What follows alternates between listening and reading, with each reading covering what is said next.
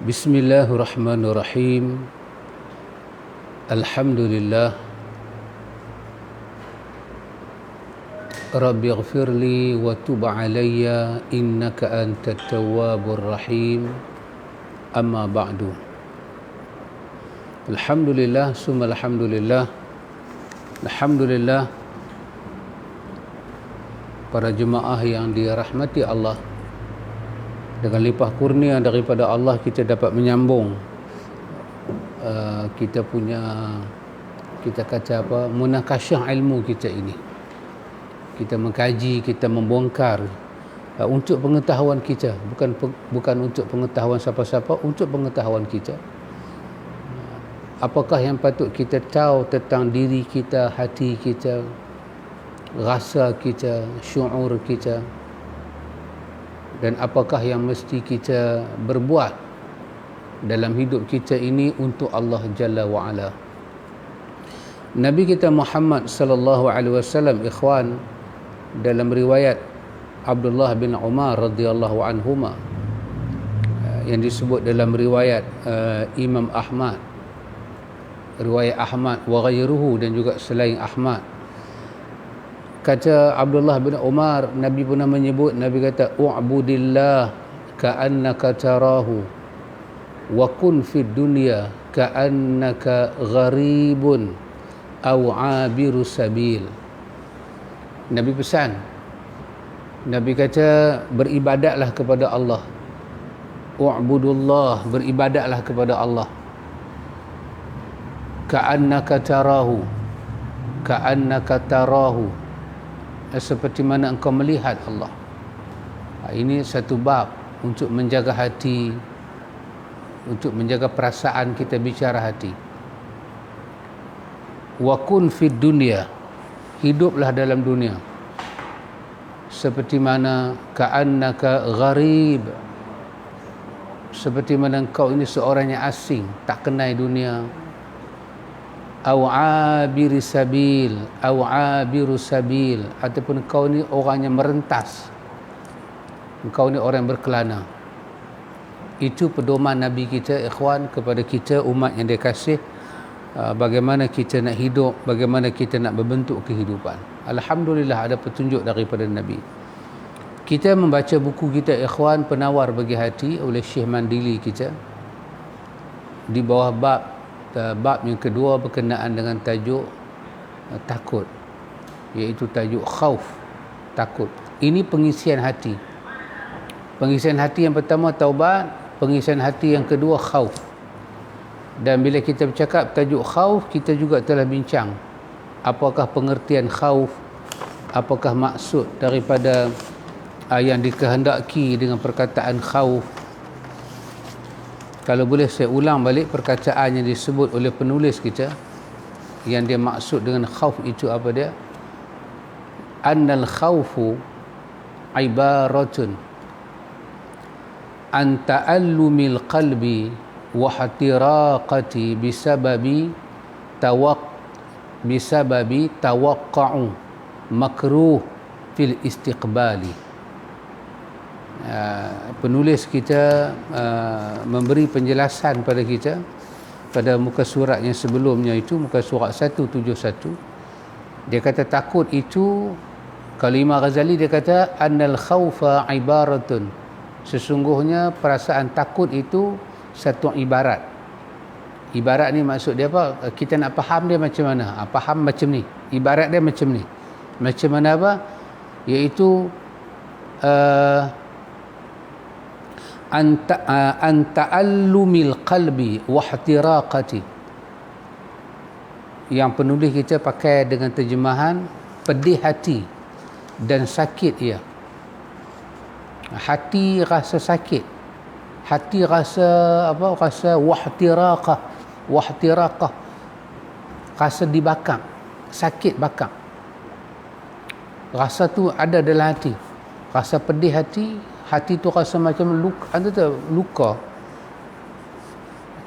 benda luka. Kita rasa macam mana bila dia kena angin, pedih, sakit. Tapi rasa pedih tu duduk dalam hati. Kita tahu hati kita ni ada rasa luka, ada rasa macam terbakar. Kenapa? Bisa babi yang menjadi sebab kepada perasaan itu ada dalam hati kita itu kerana tawaqqa'u makruhin fil istiqbali, kerana memikirkan satu benda yang dia benci, dia tak mau terima benda tu pada masa depan. Kalau benda tu jadi, habis dia. Dia duk fikir benda tu, dia tak mau benda tu jadi. Sampai benda tu tak jadi lagi. Tapi kerana dia duk fikir, kalau jadi kat dia, maka hati dia rasa luka, dan lani rasa luka. Datang rasa takut. Bab takut yang kita bincang ini adalah bab takut berkenaan dengan seorang hamba, takut kepada Allah, takut kepada hari pembalasan, takut kepada hari akhirat. Jadi di hari akhirat ni ada macam-macam ikhwan. Kita dah hidup, ada mati, ada alam barzah, ada itu, ada ini, sampai akhirat. Dia takut apa-apa nak jadi dia di hari akhirat. Bagaimana Tuhan nak bentangkan amalan dia.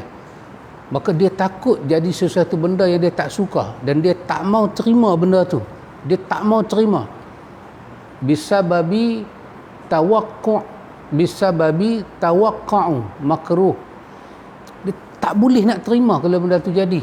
Maka hati dia tu rasa pedih lah ni. Lah ni dah rasa pedih. Bukan hari mai tu rasa pedih, lah ni dah rasa pedih. Kalau jadi macam orang main pukul kita. Pukul baru kita rasa sakit. Yang tu nama dia azab. Yang ni khauf. Khauf ni orang tak pukul lagi, dia ancam. Ancaman itu membuat dia jadi tak senang hidup. Itu nama dia khauf. Kalau kena azab, mana ada azab tak sakit? Azab semua sakit. Tapi dia belum kena azab. Dia dah rasa dah seperti dia diazab. Dia tak tengok neraka lagi, tapi dia punya tak mau terimalah keputusan dia masuk neraka akhirat. Dia benci masuk neraka ni. Maka sekarang ni hati dia terasa pedih, berbekas hati dia, sakit. Dia rasa sakit. Sakit itu menyebabkan apa? Air mata dia turun. Dia duduk tanggung khauf di sini. Maka itu adalah perasaan khauf yang kita baca dalam bab ini. Penulis ikhwan dia pada waktu ini kita menyambung pada muka surat 172. Muka surat 172, iaitu dengan penulis menyatakan pada perkataan yang saya berhenti itu, penulis kata, dan bahawasanya takut itu satu kelakuan yang dipuji. Takut itu adalah satu kelakuan yang dipuji. Hujatul Islam pun sebut benda yang sama. Dia kata annal khauf mahmud. Sifat takut ni macam yang kita terang tadi adalah sifat mahmud, yang terpuji. Yang terpuji. Kita letak sifat takut tu kena pada tempat, dia sangat terpuji. Ini kita dalam kita bercakap ni dalam wilayah, dalam daerah kita dengan Tuhan. Bukan kita dengan rimau, bukan kita dengan benda berbisa, bukan kita dengan ancaman manusia. Kita bercakap antara kita dengan Tuhan. Antara kita dengan Tuhan. Perasaan takut, kalau ada antara kita dengan Tuhan, takut mengenangkan ancaman Tuhan, maka itu perasaan yang mahmud. Annal khauf mahmud. Sesungguhnya khauf itu sifat yang sangat terpuji. Itu kata penulis. Telah menghimpun oleh Allah Ta'ala akan 4 perkara bagi sekalian yang takut akan Allah Ta'ala.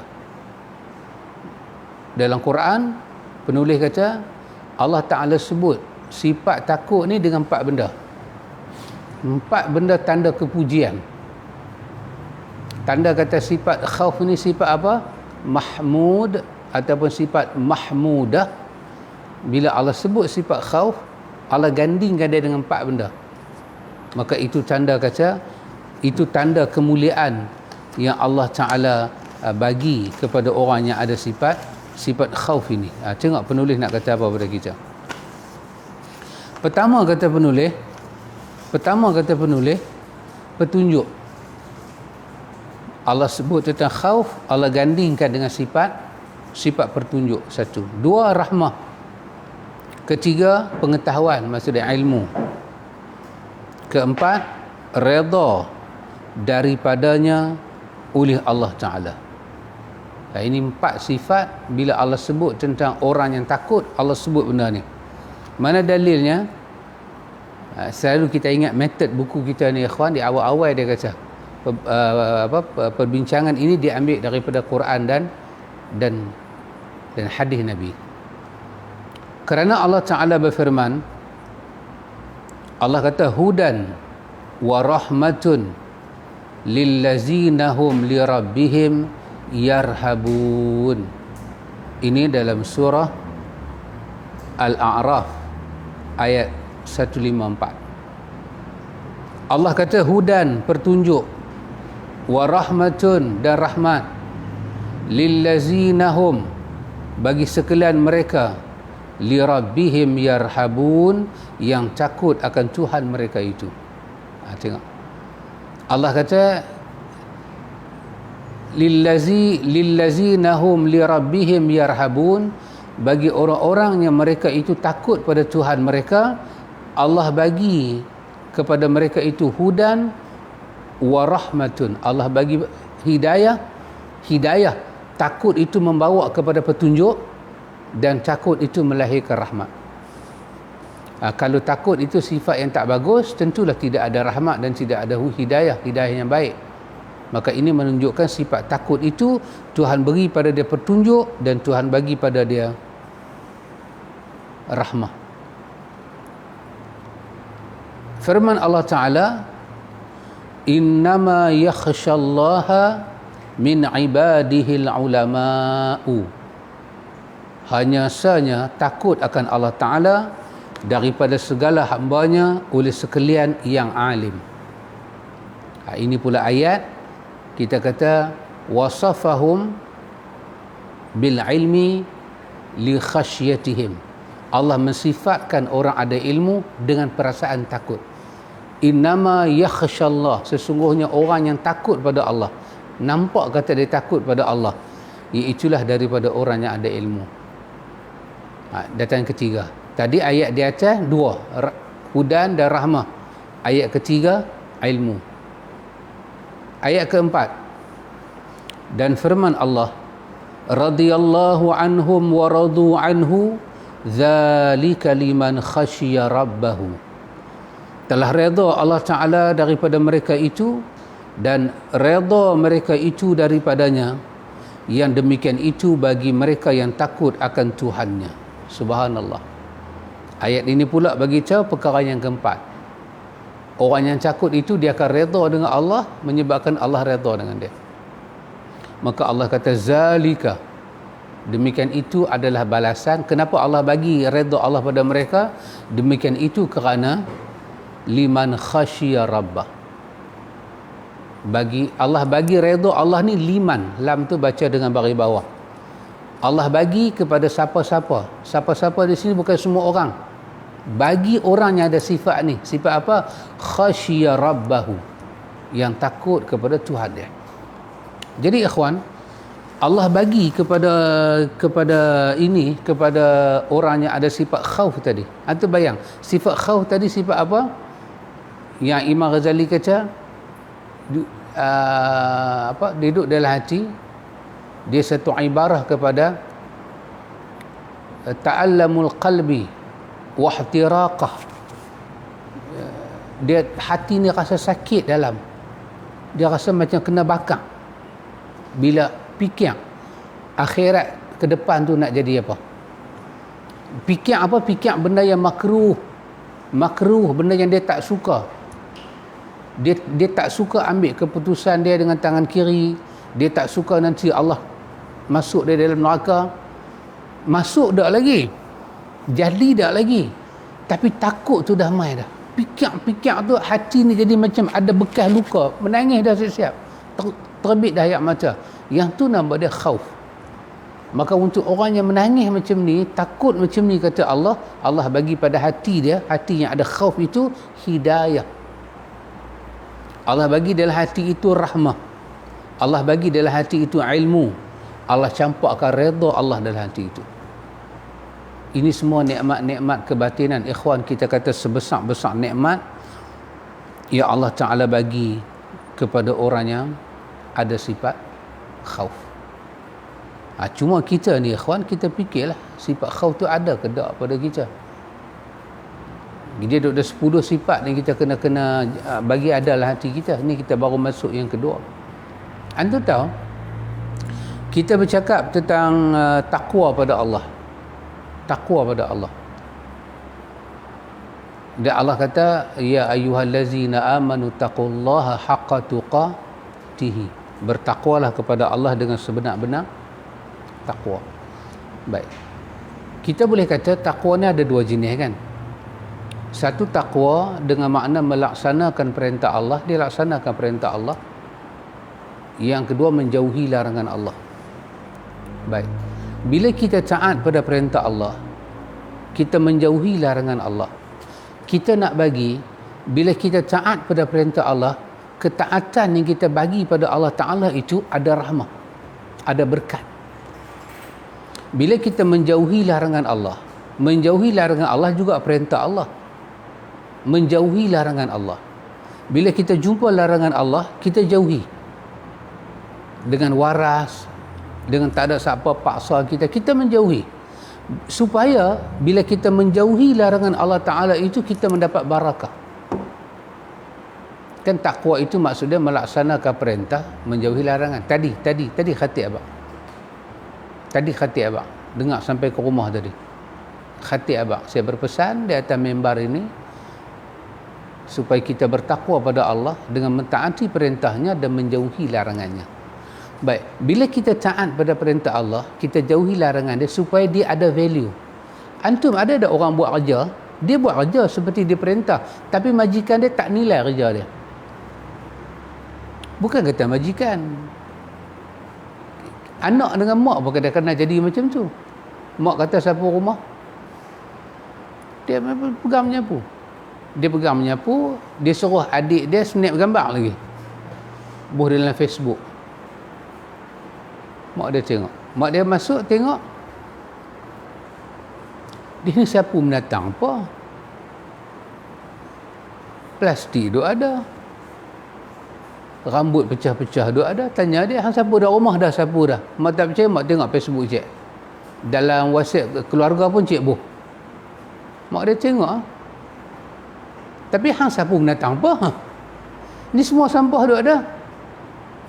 Ada orang buat kerja, tapi kerja dia tidak seperti diarahkan oleh Tuhan, maka kerja tu tak ada nilai. Ada orang semayang, ada orang puasa, tutup aurat, buat haji, buat umrah, tapi kerja dia buat tu Tuhan tak nilai, tak ada value, Tuhan tak angkat naik ke langit. Ada orang semayang, puasa, zikrullah, tilawatul Quran, buat ibadat-ibadat lain, bernilai, Tuhan bagi pahala. Kenapa ikhwan? Kerana asas kepada takwa itu adalah khauf, ketakutan manusia pada Allah bila dia taat Allah dan bila dia menjauhi larangan Allah. Cuba tengok Imam Ibn Rajab Hanbali dalam kitab dia Jami'ul Ulum wal Hikam, masa dia sampai kepada perbicaraan tentang takwa, perkataan yang dia guna tu sangat menarik, yang masuk dengan tajuk kita ni. Dia ambil ta'rif itu daripada ulama salaf kita. Ulama salaf kita kata apa?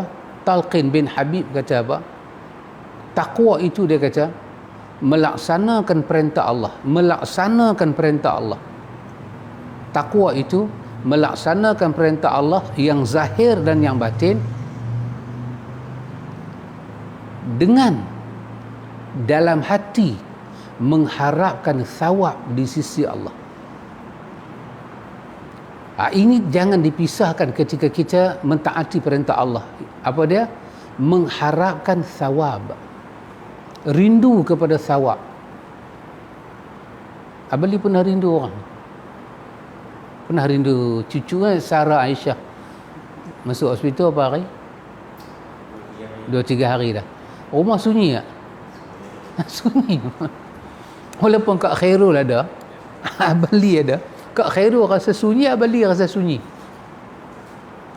Kenapa? Dia ada benda yang mengisi hidup kita tu, kita rasa dia tiba-tiba suddenly disappear.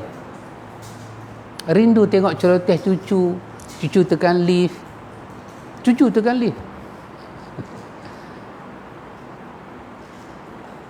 Ya ikhwan, bila kita taat pada perintah Allah, rindu apa? Rindu mengharapkan janji Tuhan. Apa dia? Dia janji pada orang taat pada dia sawab. Kita terjemah bahasa Melayu, kita kata pahala. Rupanya saya tengok pahala ni bahasa Urdu, kita Melayu pinjam. Pahala ni orang Urdu kata bila buah tu, bila pokok keluar buah pertama tu, keluar buah cantik, dia kata pahala. Bermakna hasil pokok tu. Mana boleh hasil pokok, penanam pokok tak seronok ada boleh. Kita tanam pokok motan, tiba-tiba pokok motan naik-naik sedih. Alamak, naik pula. Aku tanam motan, aku harap keluar langsat. Mana ada gila. Jadi bila pokok tu naik, kerinduan kita nak tengok buah dia. Maka bila pokok tu, bukan kata buah dia keluar, bunga dia keluar. Oh, lo seronok ni. Beli baca Pak Long tunjuk saya. Pak Long tanam 100 pokok nenah. Nak sodek nenah tu kan, baru nak warna merah tu, Pak Long punya seronok macam nenah sepokok. Rindu. Bila tengok pokok markisa dah, kan dia menjalak tu kan, dia dah keluar. Rupanya bila kita taat pada Allah, kita panggil pahala ni, kita akan seronok. Jiwa seronok akan datang bila Tuhan yang kita ibadahi dengan sifat dia yang begitu sempurna, dia menjanjikan hasil ibadah kita. Maka hati kita, kalau kita buat ibadat pada Allah, hati kita tak ada harap nak mengharapkan sawab, balasan daripada Tuhan. Lepas itu kita belajar bab taubat kan, bab taubat. Kesimpulan daripada taubat, antu ingat ada lagi kesimpulan. Hakikat daripada kita taubat ni nak lahirkan dua benda, betul tak? Satu, supaya dosa kita diampun oleh Tuhan, dan kita dikira sebagai orang yang tidak berdosa langsung. Yang kedua apa dia? Dengan taubat itu, Tuhan letak kita di martabat kekasih dia. Kenapa ikhwan?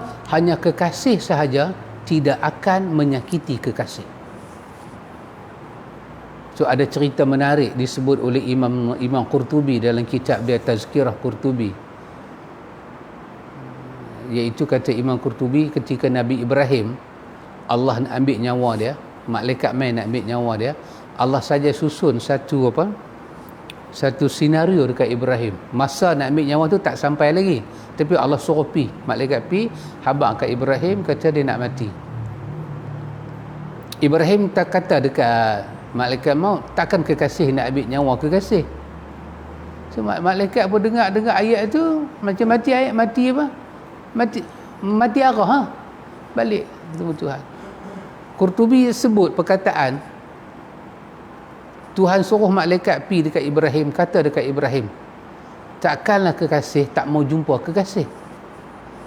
Ibrahim kata, aku nak pergi. Tengok, hanya kekasih tidak akan menyakiti kekasih, hanya kekasih reti menghargai pemberian kekasih. Bila kekasih duk bagi, tak apa, saya tak perlu. Ni awak kasih passion apa ni? Isteri bagi. Isteri tu confirm lah kekasih kita kan? Confirm. Kita ni confirm lah kekasih dia. Confirm kalau gaji tetap lah. Confirm. So bini buat masak di rumah, kita balik. Bini kata, abang masak, saya masak. Tak apa, jangan susah masak, abang boleh makan kedai. 2-3 kali kena lagu tu, saya ingat bini boleh kena COVID tu. Kata, abang pasal apa abang tak mau makan? Saya tak mau susahkan awak. Mana ada kekasih menolak pemberian kekasih? Kita taat pada Allah, tiba-tiba Allah nak bagi pada kita ganjaran. Tiba-tiba kita yang kata rindu Allah, sayang Tuhan, menolak. Tak mau. Aku ibadat bukan mau sorga. Sorga tu Tuhan buat sebagai sawab. Maka bila orang taat pada Allah, dia tidak ada jiwa yang mengharap sawab. Itu nama dia sifat raja, mengharap balasan Tuhan. Maka ketaatan dia pada Tuhan tak sempurna, tak ada nilai. Dia akan jadi macam contoh dalam hidup kita. Kita pergi ke mana-mana ke, orang kata pada kita lah, ambil lah bawa balik. Ambil lah makanan-makanan ada belen-belen bawa balik. Saya nak bawa balik apa? Dia pun bukan makan bawa balik. Bawa balik buang lagu tu je. Kita putih harap nak bagi. Dan bila kita apa kata Ibnu Rajab Hambali, bila kita menjauhi larangan Allah, tengok dia guna perkataan apa, masa menjauhi larangan Allah itu kerana apa? Kerana kita takut kepada balasan Allah, kita benci menerima balasan azab Allah. Apa makna benci, ikhwan? Apa makna takut? Dia balik takrif yang kita baca tadi. Kenapa kita menjauhi larangan Allah? Kerana kita benci, kita takut, hati dah luka daripada dunia dah, memikirkan kalau aku buat juga benda Allah larang, aku nak terima apa di hari akhirat tu? Aku tak suka terima keputusan tu. Dah ada rasa takut dia kepada iqab Allah. Kalau kita taat Allah, kita ada mengharap sawab Tuhan, kita menjauhi larangan Allah, hati kita takut pada iqab Tuhan, maka ketaatan kita pada Allah itu sempurna, dinilai oleh Allah. Maka artinya ikhwan, takwa yang kita duk dengar hari-hari Jumaat ni, setiap minggu, dia datang daripada khauf. Karena itu Allah bagi kepada orang khauf ini apa dia? Allah bagi al-huda, kita baca tadi. Allah bagi pada dia ar-rahmah, Allah bagi kepada al-ilmu, Allah bagi pada dia ar-ridwan. 4 benda ni Allah sumbat masuk dalam hati dia kerana sifat khauf itu ada. Tapi kerana sifat khauf yang ada dalam hati dia tu pula secara zahirnya melahirkan kepada ketakwaan, maka untuk insan yang bertakwa kepada Allah Jalla wa Ala tadi ikhwan, Tuhan tidak mendiamkan diri.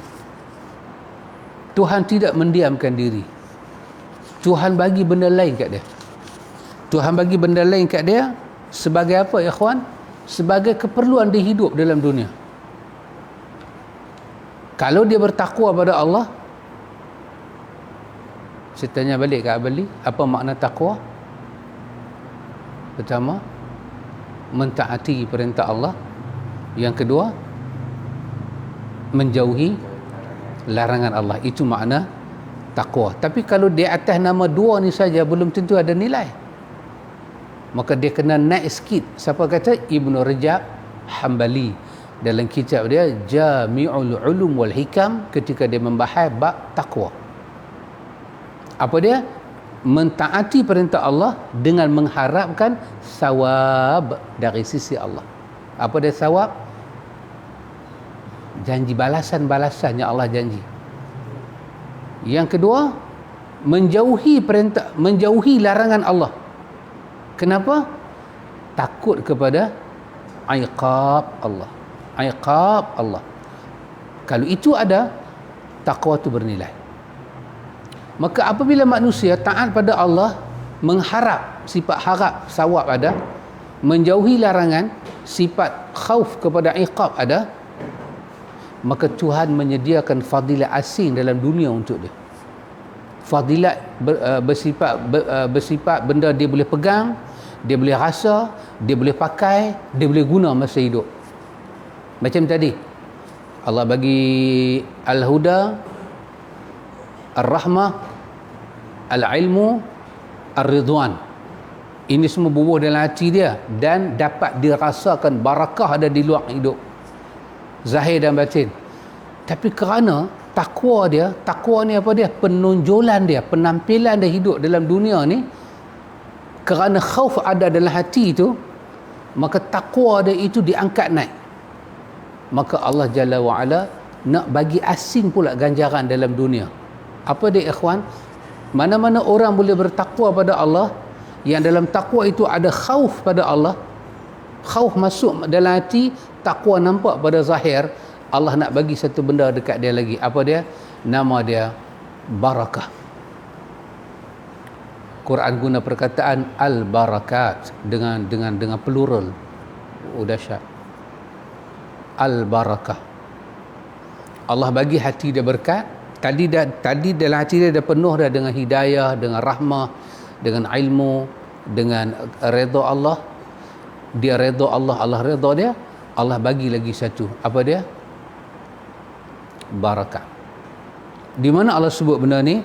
Allah sebut pada ayat daripada Al-A'raf 90 Allah sebut. Allah kata, walau anna ahlal qura amanu wattaqau lafatahna alaihim barakatim minas samai wal ardi.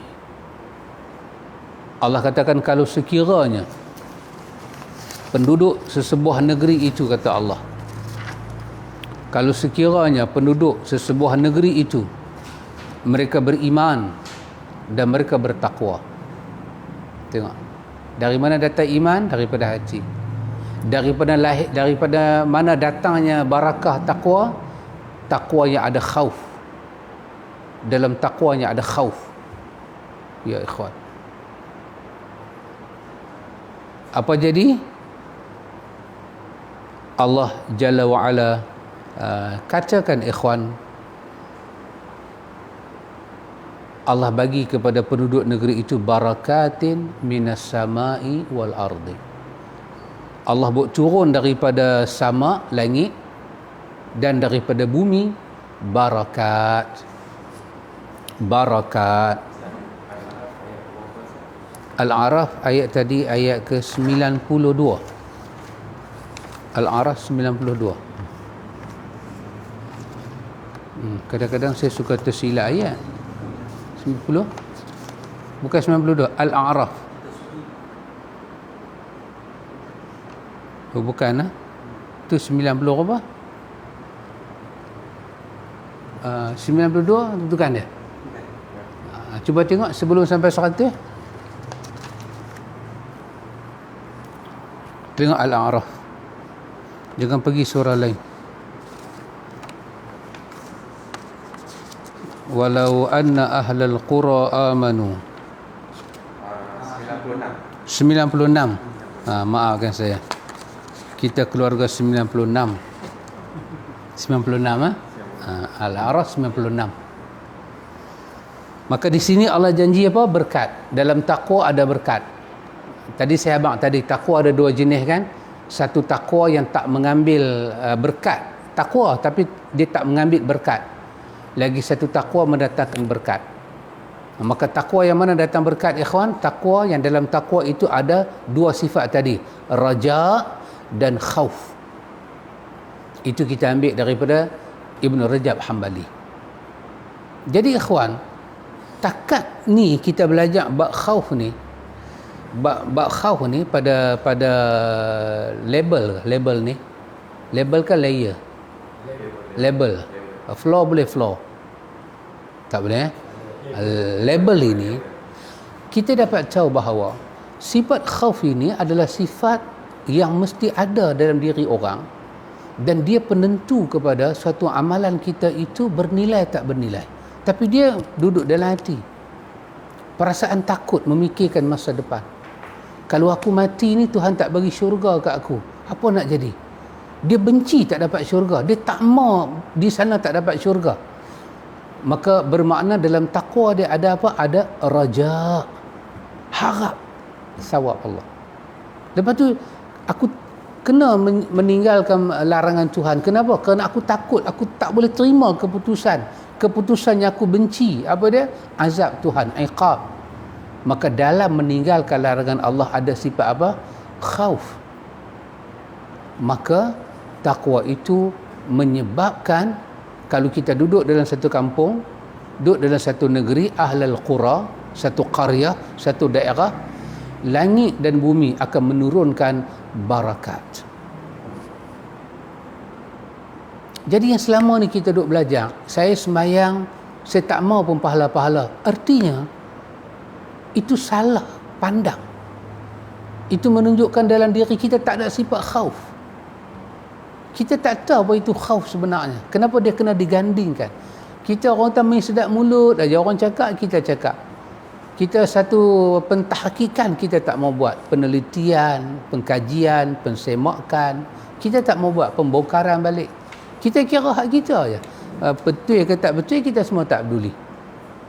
Maka kerana itu ikhwan, Allah Jalla wa'ala menjanjikan kepada kita, kepada orang-orang yang bertakwa ini, yang takwa dia benar, Allah Jalla wa'ala nak bagi kepada dia barakat. Menariknya ikhwan, perkataan berkat ni ulama tafsir kita bahas dan bahas dan bahas. Satu daripada banyak-banyak perbahasan punya doa ada ni, yang menariknya berkenaan dengan ini, ulama tafsir sebut kepada kita apa dia ikhwan, berkat ni apa dia, apa makna Allah bagi berkat, berkat turun daripada langit, berkat keluar daripada bumi. Ulama tafsir sebut perkataan ini, apa dia, maksudnya ialah satu, dilapangkan kebaikan hidup, kekayaan dalam hidup, kekayaan. Ketiga, dimudahkan arah untuk mencapai kebaikan dan kemakmuran hidup. Itu makna la fatahna alaihim barakatim minas sama'i wal ardh. Subhanallah ikhwan, sangat dahsyat. Sehingga kan ada seorang ulama tafsir jugalah yang banyak menafsirkan yang terkenal. Juga dikatakan seorang yang kontroversi. Tapi tak apa. Tapi saya nak ambil perkataan dari Ibnu Ashur. Dia kata apa ikhwan? Dia kata dalam ayat ni Tuhan menggunakan perkataan jamak untuk menunjukkan suatu barakah yang tidak terhingga, sehingga dia menjadi sebesar-besar nikmat untuk kita. Turun dan turun dan turun dan turun dan turun. Semua yang turun daripada langit, yang keluar daripada bumi, kesemuanya tidak ada unsur merosakkan kehidupan, sebab dia barakat. Sebab dia barakat, dia terjaga, Tuhan jaga, semuanya Tuhan settle untuk kita. Ya Allah, Ya Rahman, Ya Rahim, ikhwan. Itu Allah bagi. Izinkan saya nak sebut satu contoh. Contohnya agak agresif. Boleh Tuan Haji Hafiz? Contohnya agak agresif tentang makna barakah. Ikhwan, saya minum sikit dulu nak.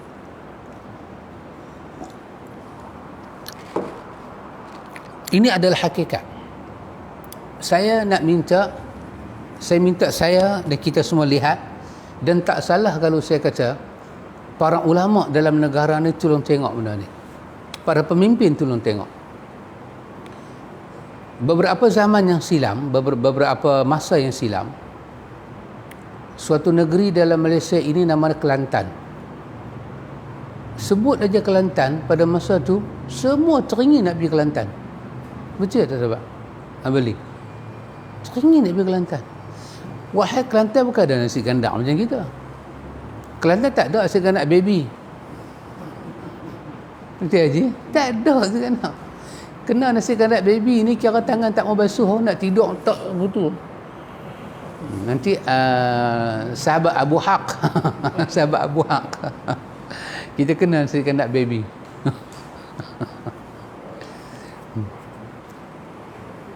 Bila sebut Kelantan, semua nak pergi. Saya fikir bukan saja dalam fikiran saya sahabat, saya ingat dalam fikiran semua orang tu boleh bersetuju, di antara benda yang kita kata kita tertarik dengan Kelantan ni kerana ada Tok Guru Nik Aziz. Betul tak? Sebutlah sampai kita kata keberkatan, kita rasa keberkatan di Kelantan tu menjadi kerana ada seorang ulama menjadi pemimpin bagi ummah. Confirm. Walaupun pergi Kelantan ni jauh sahabat, kena jumpa gajah tengah jalan, rimau tengah jalan, kadang-kadang babi hutan, macam-macam. Kita nak gerik kan, daripada tempat kita nak pergi gerik, macam-macam. Tapi ada kita peduli? Tak peduli lah, tak ada rasa apa. Bahkan kita buat rombongan Cik Kiah lagi pergi Kelantan. Pergi Kelantan. Habis. Bila Allah menentukan masanya sampai, Allah ambil Tok Guru. Sebagai ulama, Allah ambil dia. Sejak daripada Allah ambil Tok Guru, bila sebut Kelantan, hati kita tak teruja nak pi macam mana dulu. Betul sahabat? Saya rasa ini adalah hakikat. Di mana barakah Kelantan pergi sekarang? Kalau antum mau buka mata, mungkin saya silap, tapi saya rasa tak silap sangat. Kalau silap pun sipi-sipi. Buat masa sekarang ni, barakah daripada Kelantan dia pergi ke Perlis. Dalam peta Malaysia ni mencatatkan dalam negeri-negeri kecil dalam Malaysia ni yang paling bersungguh-sungguh mengaji ilmu Perlis. Perlis walaupun dalam musim Covid itu hari pun mereka mengaji. Sampai seolah-olah, tak setuju pun tak apa, seolah-olah Allah tunjuk barakah di Perlis ni. Perlis mencatatkan paling sikit Covid. Tak setuju dengan saya pun tak apa, tapi saya melihat daripada mata hati saya, sampai Menteri Kanan tu dia kata satu-satunya negeri dalam Malaysia PKPP dengan angka Covid yang begitu rendah. Kalau nak banding angka Perlis kena dengan negeri kita, Perlis macam tak kena Covid lah. Istilah dia macam tu lah. Saya tak tahu kenapa, tapi satu benda saya terfikir daripada hari itu saya pergi Perlis, saya dijemput ke Perlis. Satu benda saya tengok, kesungguhan rakyat Perlis ini nak mengaji yang dipimpin oleh ulama mereka. Sama ulama ikhwan. Kalau Kelantan ada ulama dia nama Tuan Guru Nik Aziz, Perlis ada Tok Guru dia yang bernama Sahibus Samaha, Datuk Profesor Dr. Mazhar. Apa yang dia buat? Dia bukan menteri besar, dia bukan esko apa-apa, dia guna platform dia sebagai mufti. Apa dia buat? Dia menyemarakkan ilmu.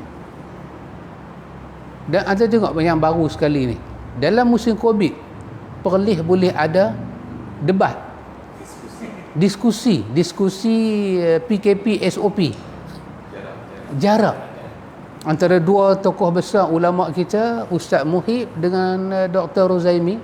Boleh berdiskusi. Kedua-dua tokoh ilmu ni berdiskusi. Apa kita dapat? Kita boleh menulis nota ilmu dengan begitu banyak sekali. Platform ni siapa bagi ikhwan? Perlis.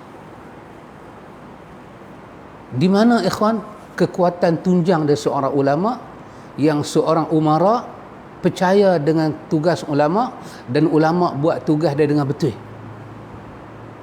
dan Allah tunjuk barakah. Betul lah ikhwan, kembali kepada Allah ni dia akan menjadi ubat. Dawaun ilahiyun, dia akan jadi ubat. Tetapi saya ingin katakan, mungkin perkataan saya ini tidak wajar, tapi saya ingin katakan, mufti tak hanya negeri Perlis saja. Setiap negeri ada mufti. Kenapa tidak contoh negeri Perlis? Kenapa tak contoh? Kita tak payah buat kerja orang politik. Ulama buat kerja ulama, didik umat. Didik sungguh-sungguh umat. Time ni adalah time mendidik. Time kita belajar musibah, hikmah di balik musibah. Ini bukan time nak gam ustaz. Ini bukan time nak hantar sorak ke masjid nak beritahu ustaz ni jangan masuk, ustaz ni jangan masuk. Ini bukan time dia. Saya pun tak ada tauliah saya pergi Perlis. Tapi kerana Perlis fleksibel, dia bukan bercakap tentang tauliah, dia bercakap tentang isi dan konteks orang tu. Hang mai ke Perlis hang cakap apa?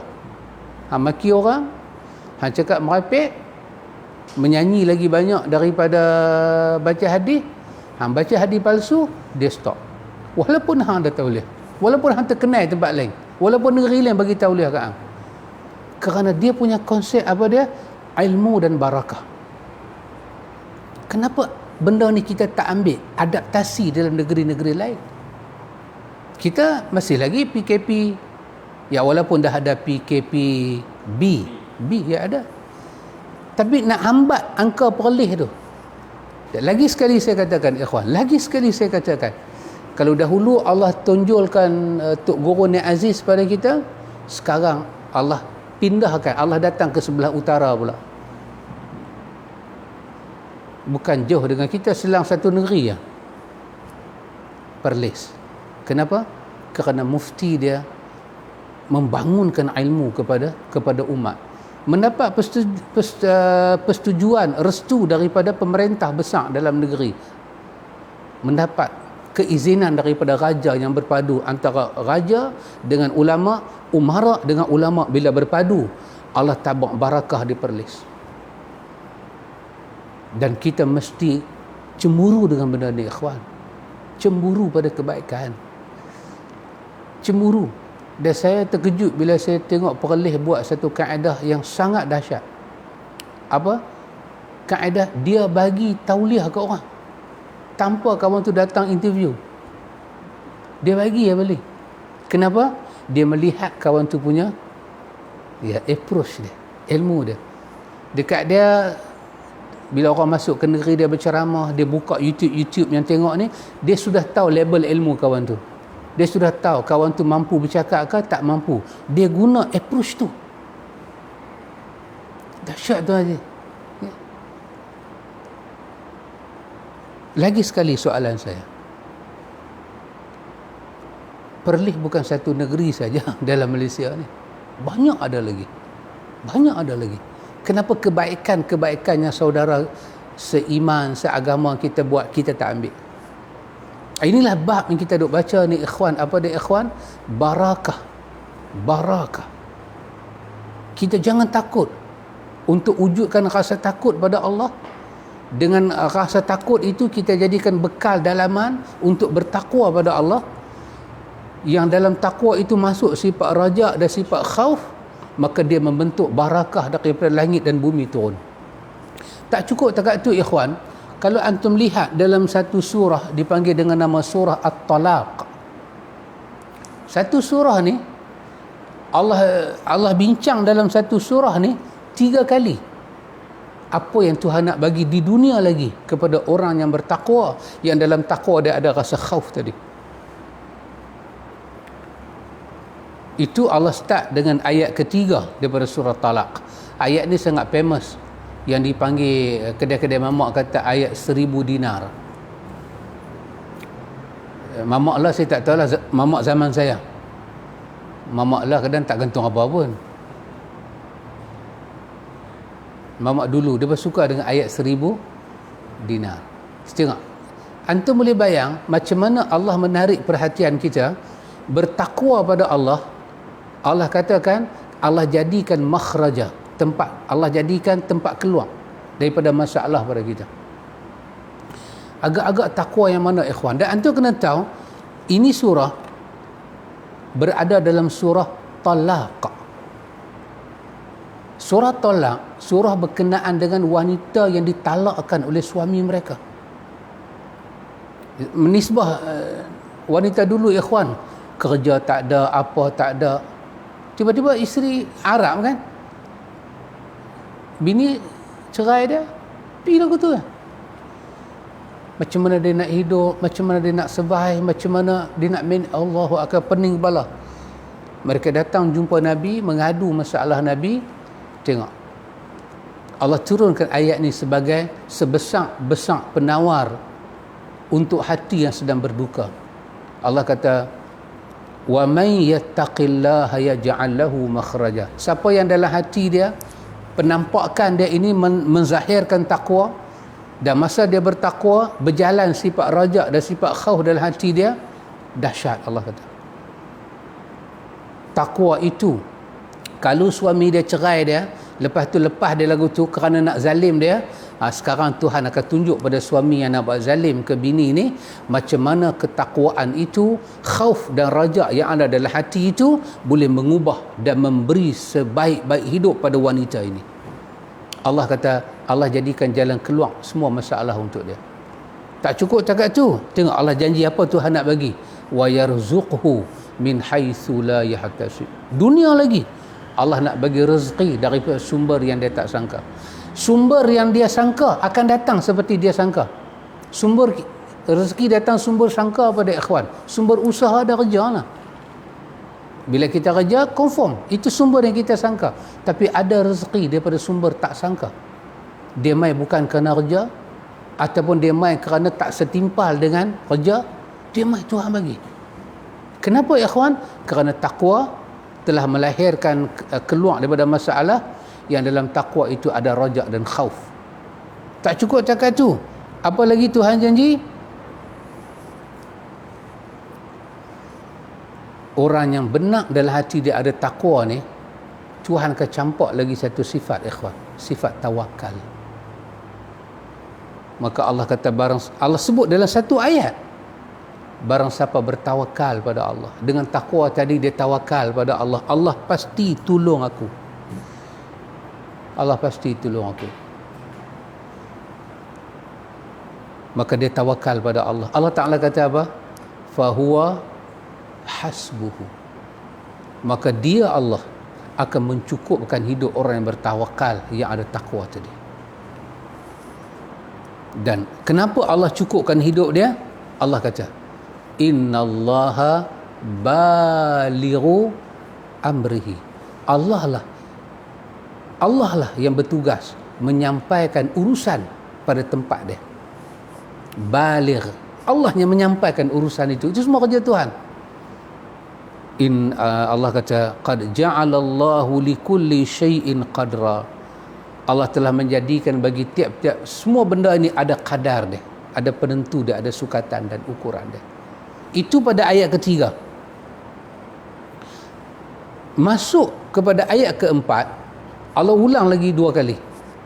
Ayat keempat Tuhan kata, wa man yattaqillaha yaj'al lahu min amrihi yusra. Surah yang sama, tadi ayat 3 ni ayat 4.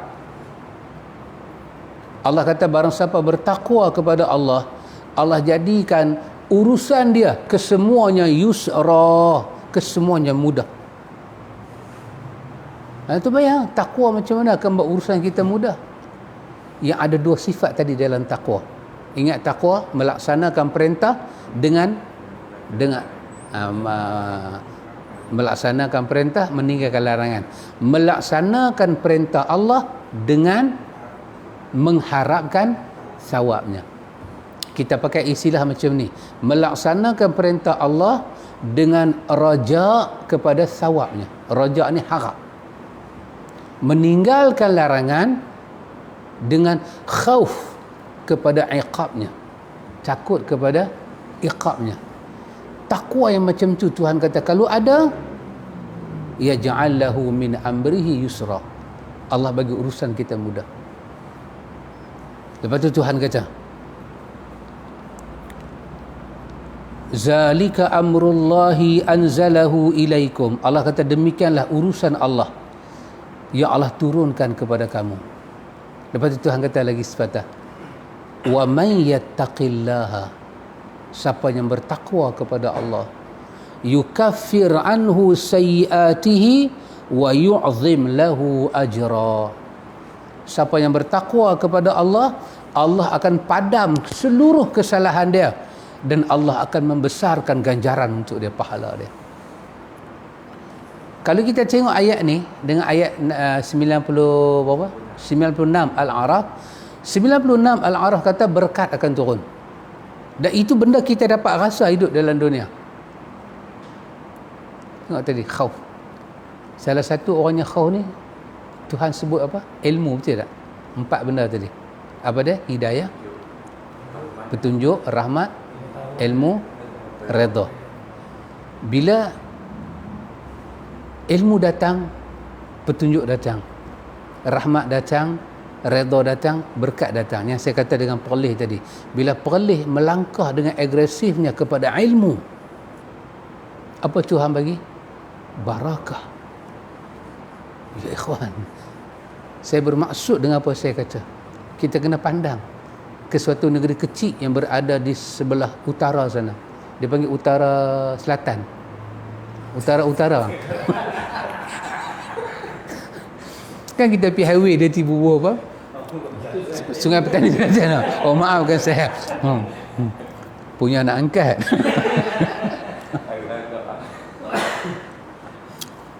Itu teknikal. Jadi satu negeri yang kecil, makna dia penutup negeri kita lah dalam peta semenanjung. Dilihat dari sana, kalau kita daripada selatan dia penutup. Kalau kita keluar daripada sana dia pembuka. Tapi dia kecil je. Paling kecil kot saya ingat. Perlis dengan Penang mana kecil lagi? Penang besar lagi saya rasa. Penang penat lah. Penang maksud dia seluruh Penang lah, bukan Pulau Penang. Besar lagi. Perlis kecil. Tetapi kerana di situ ada ulama, Allah abang awal-awal, innama yakhshallaha min ibadihil ulama. Ada ulama bersungguh-sungguh mengajar umat kembali pada Allah, maka Allah jadikan barakah. Dengan kerjasama para ulama dengan pemerintah, Allah bagi barakah. Masuk At-Talaq pula, Tuhan kata apa? Ini yang Tuhan nak bagi, yang mata boleh nampak, matematik pun boleh kira, sentuhan semua boleh rasa, boleh nampak. Apa dia? Allah yang kedua, tadi barakah pertama, ni yang kedua. Dengan takwa itu Allah Ta'ala kata Allah akan keluarkan kita dari masalah. Masa dia akan sampai. Dalam banyak-banyak negeri perlih keluar daripada masalah COVID.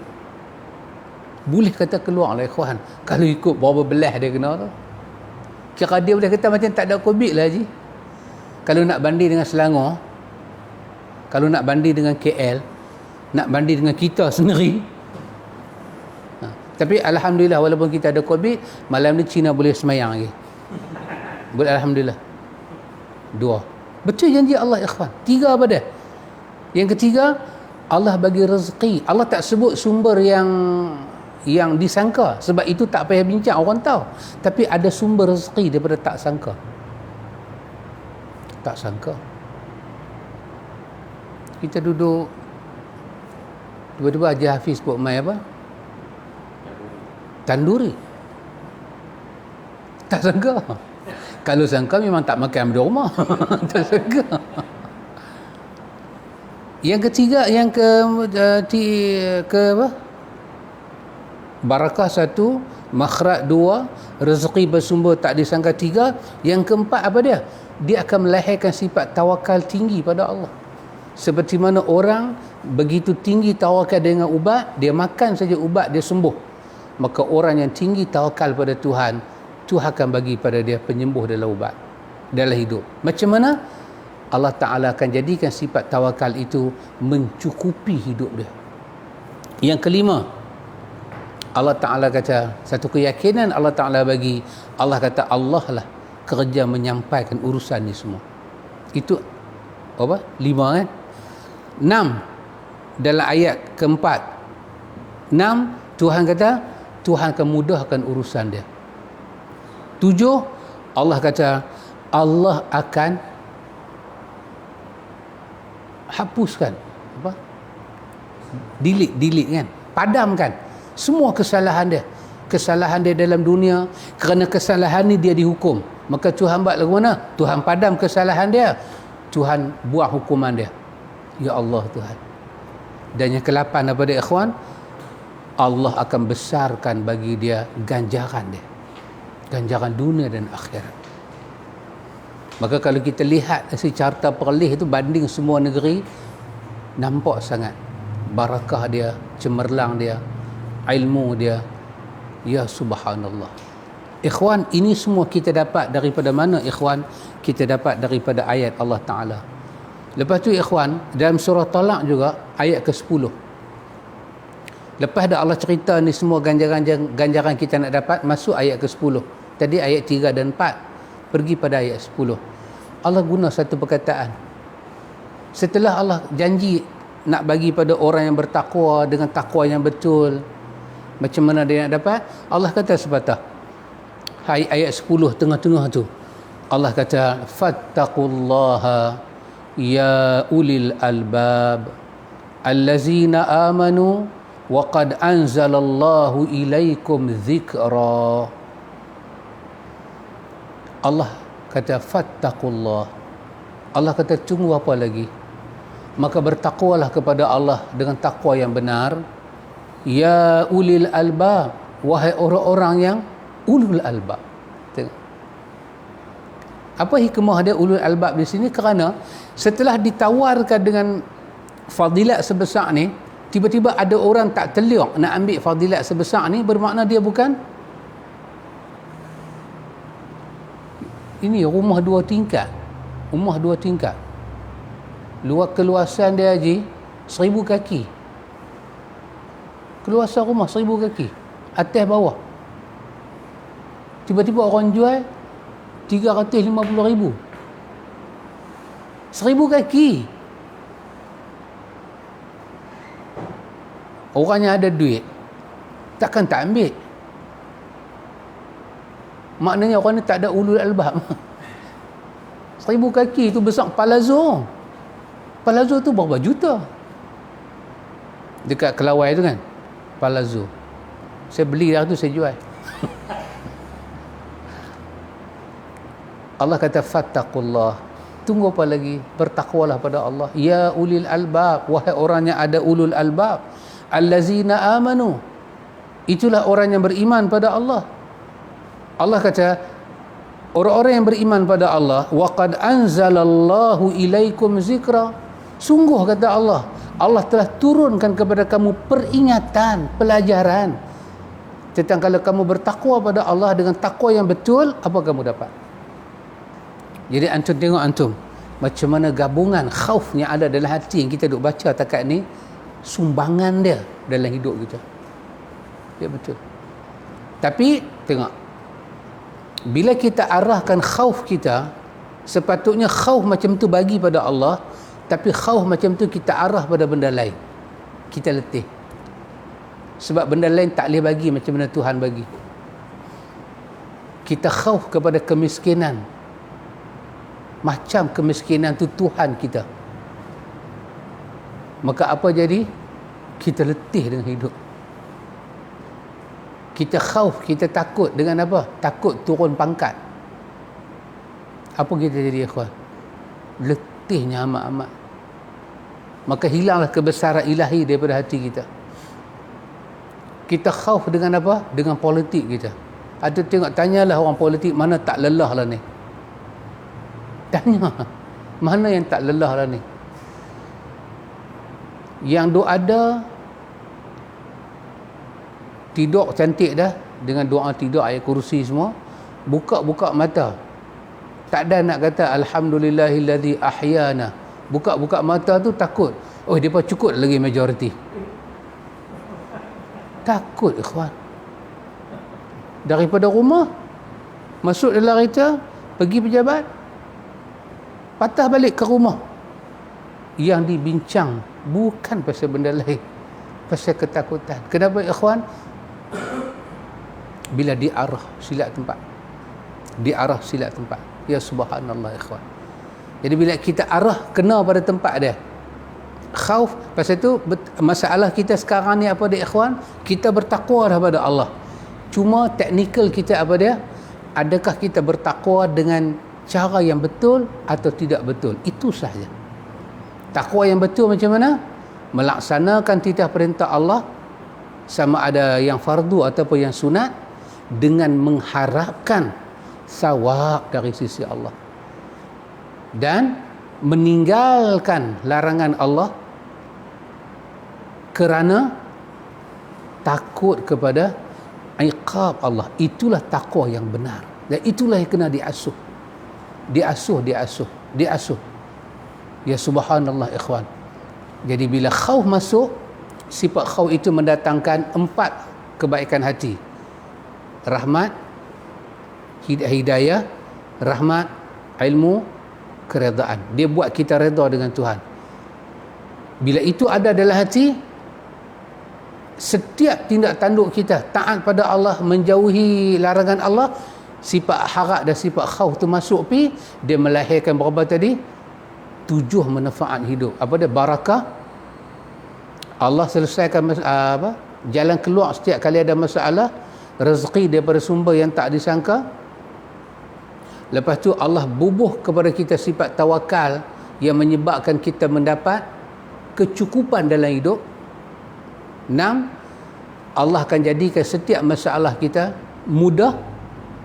7, Allah Ta'ala akan padamkan kesalahan kita. 8, Allah Ta'ala akan bagi ganjaran yang besar untuk kita. Itu hanya kita dapat dalam 2 surah ni saja. Surah Talaq dengan surah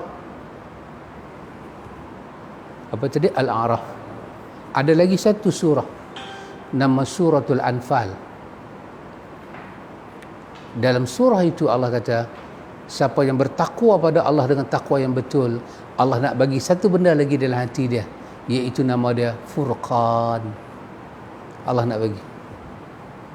Saya ingat saya dalam 26 ke 24 begitulah surah Al-Anfal. Siapa yang bertakwa pada Allah, Allah nak bagi lagi satu Furqan. Apa dia ikhwan? Hati dia dengan takwa yang betul, ada roja, ada khauf. Apa dia akan dapat? Dia akan dapat Furqan, jiwa yang pandai membeza.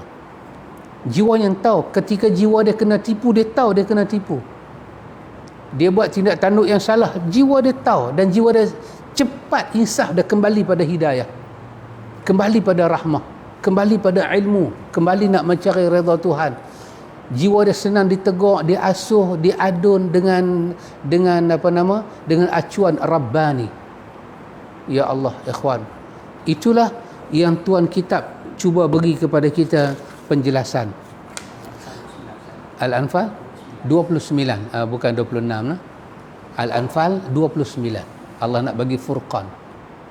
Baik ikhwan, kemudian penulis kita kata, dan ketahui olehmu bahawasanya menghasilkan takut itu dengan 2 perkara. Macam mana kita nak buat supaya hati kita dapat takut, dapat khauf?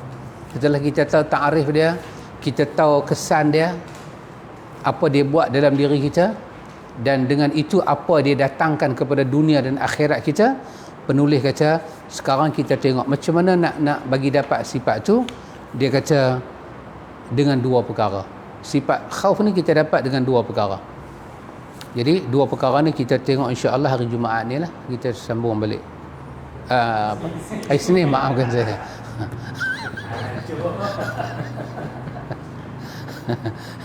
Lorak sungguh.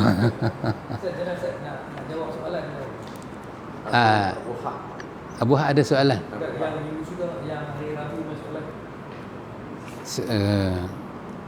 Boleh juga saya jawab takat yang ni. Saya ingat satu soalan, ditanya tentang tauhid rububiyah uluhiyah. Sejauh mana dia punya itu kan, pengaruh dia. Ikhwan, Allah Ta'ala yang maha mengetahui. Kepada sahabat yang bertanya, semoga Allah merahmati anda. Ummu Nazir, semoga Allah merahmati Ummu Nazir. Kalau Ummu Nazir ada ke lapangan, cuba cari satu buku, nama dia Usulul Thalatha. Ataupun cari satu buku, nama dia Kitabut Tauhid. Jenis nipis-nipis ni Kitabut Tauhid. Ataupun boleh cari lagi satu buku, nama tebal sikit. Kalau Usulul Thalatha dia nipis kan, Kitabut Tauhid dia tebal sikit, maknanya perbahasan tu perlahan meningkat lah. Ataupun cari satu buku tebal betul, kalau Melayu lah, kalau yang Arab macam tu saja, yang Melayu macam ni, nama dia Fathul Majid.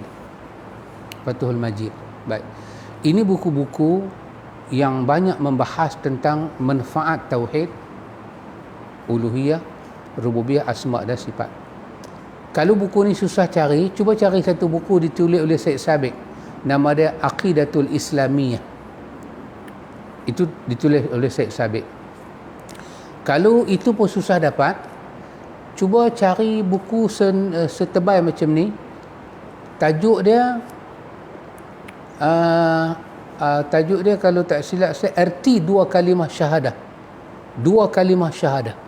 Siapa tulis? Buku ni ditulis oleh Tuan Guru kita, Dr. Abdullah Yasin. Kalau buku tu pun susah dapat, saya bagi buku-buku yang ada dalam negara kita. Pergi pada buku Dr. Abdullah Yasin juga, tajuk dia Aqidah 1, akidah 2, akidah 3. Ini membahas. Buku-buku macam ni kita boleh baca sebab dia ada dalam terjemahan Melayu. Kalau yang lain sikit tu dia dalam bahasa lain. Baik. Apa kita akan dapat? Hasil dia ialah Allah Ta'ala perintah kita sembah dia. Kita hanya kena sembah dia dan dia adalah Tuhan kita. Bila kita belajar tauhid rububiyah, artinya kita belajar tentang siapa pencipta kita. Dan Tuhan ni ketika dia buat kita, dia punya kemampuan terhadap kita ni sampai level mana? Itu perbahasan dalam tauhid rububiyah. Pasal tu dia perkenalkan kepada kita Khalik kita, Malik kita, siapa dia mudabbir kita, mengurus kita, siapa dia Ar-Razaq yang supply rezeki dekat kita, siapa dia Sayyid kita, tuan kita. Maka semua tu dia perkenal dengan nama Rabb. Alhamdulillahi Rabbil Alamin. Dia perkenal Rabb. Daripada Rabb jadi rububiyah. Rabb, Tuhan yang menciptakan alam dari tak ada kepada ada. Itu kerja Khalik. Khalik, kha lam qaf, bermakna benda tak ada. Dia pencipta pertama, dia bagi ada. Khalik, dia pencipta. Malik, dia cipta benda tu, dialah penguasa penuh kuasa dia pada benda tu.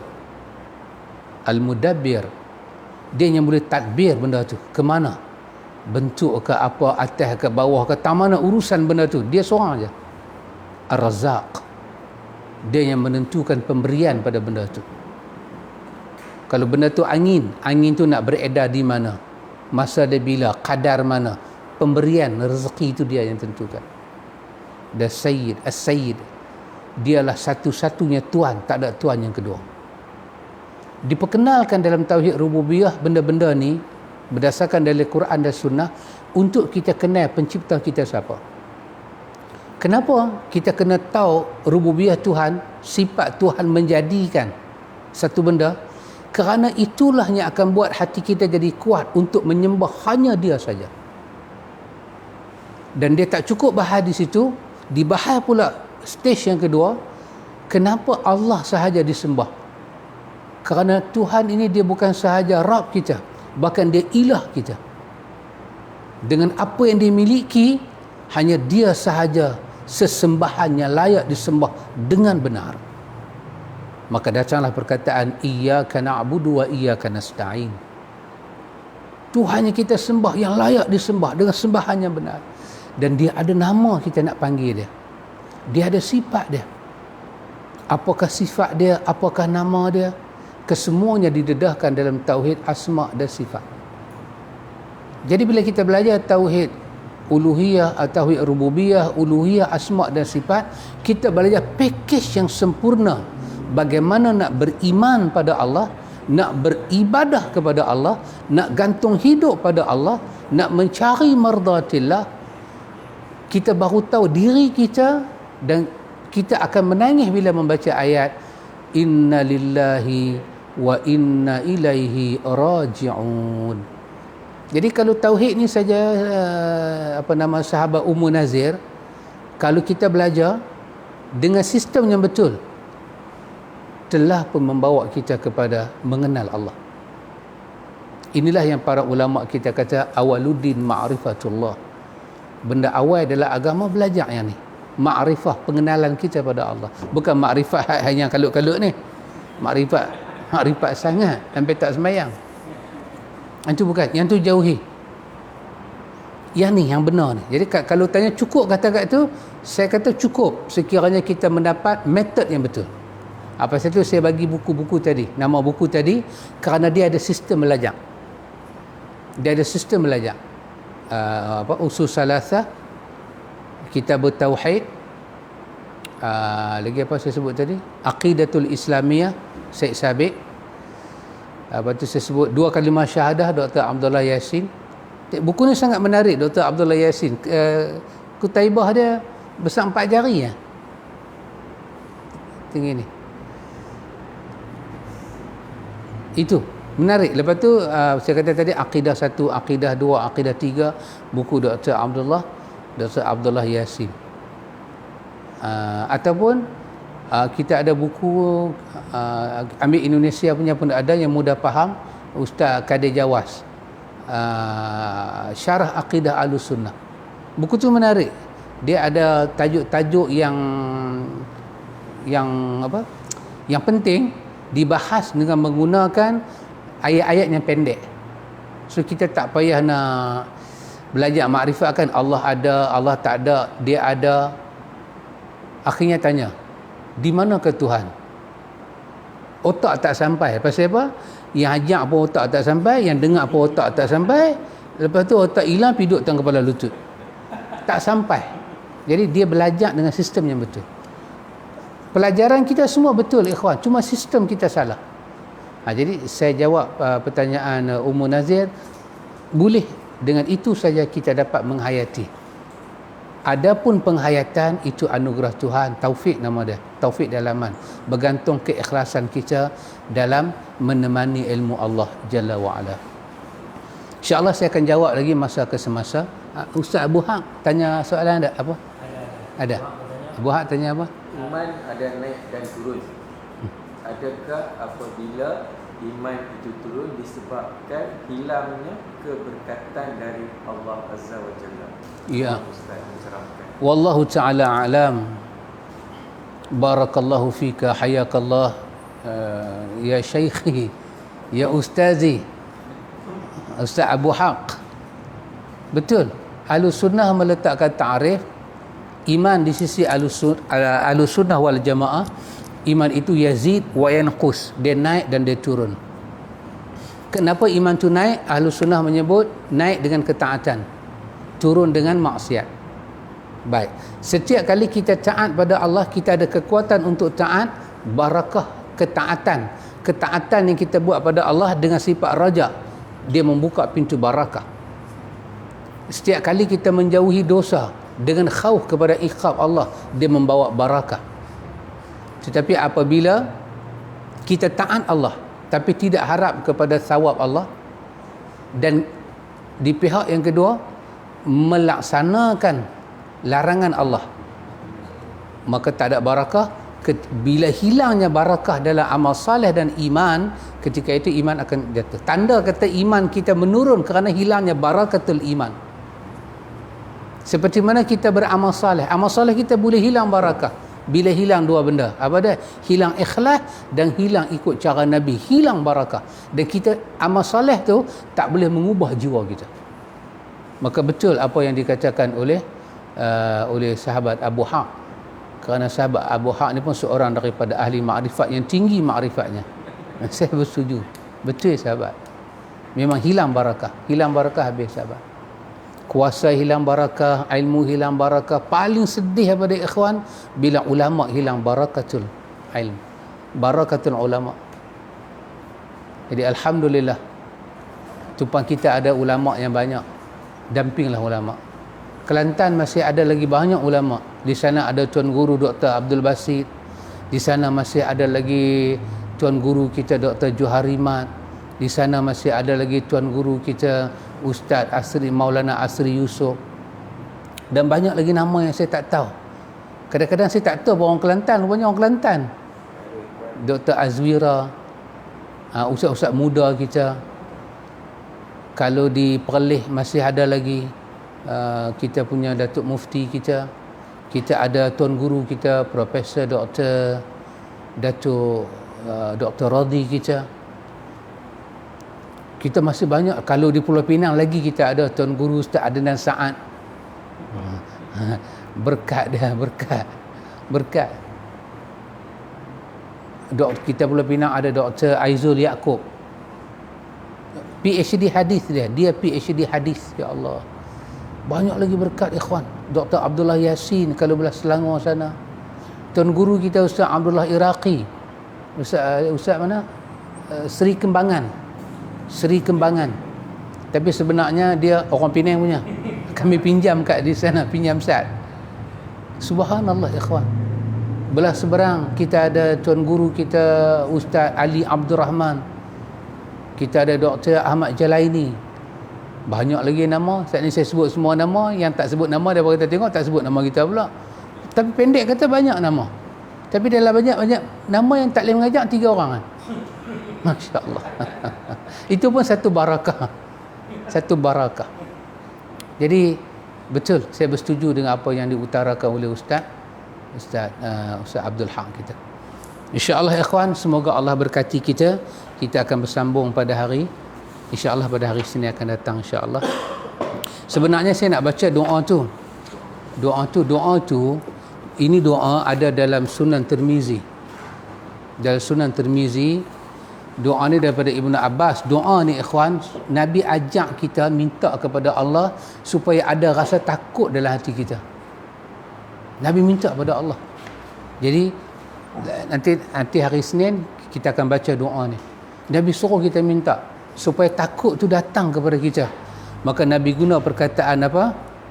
Nabi guna perkataan Rabbi ja'alni laka syakara, laka zakara, laka rahaba, laka mitwa'a, laka mukhbita, ilaika awaha muniba. Sangat dahsyat doa ni, supaya Allah bubuh siraman dalam hati Nabi SAW. InsyaAllah dengan keizinan Allah kita akan berjumpa daripada masa ke semasa. Wa ila liqa, hayakumullah, barakallahu fikum. Subhanakallahumma wa bihamdika asyhadu an la ilaha illa anta astaghfiruka wa atubu ilaih. Wassallallahu ala nabi Muhammad walhamdulillahi rabbil alamin.